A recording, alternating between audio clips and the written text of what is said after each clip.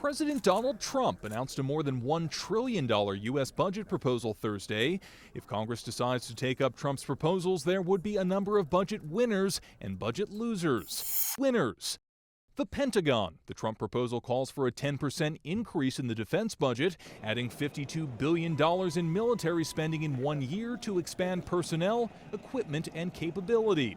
America's nuclear arsenal would also get a $2 billion boost. The Wall. Despite Trump's campaign promises, it may be U.S. taxpayers who foot the bill for the Mexico border wall.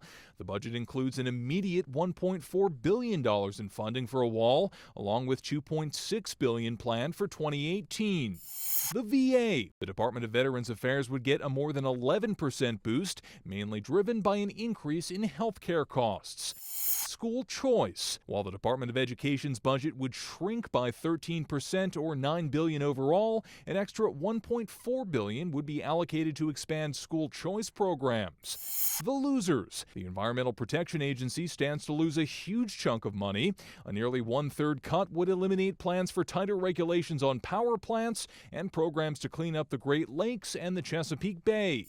Transportation. Trump prescribes a 13% cut to the Department of Transportation, slicing subsidies for rural transportation programs and long-distance routes for Amtrak rail service. And the IRS. Your chances of getting audited are already as low as ever thanks to $1 billion in cuts over the last decade.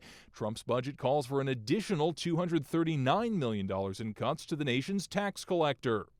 Trump's budget is more of a blueprint than a binding document, and it's up to Congress to decide what to keep.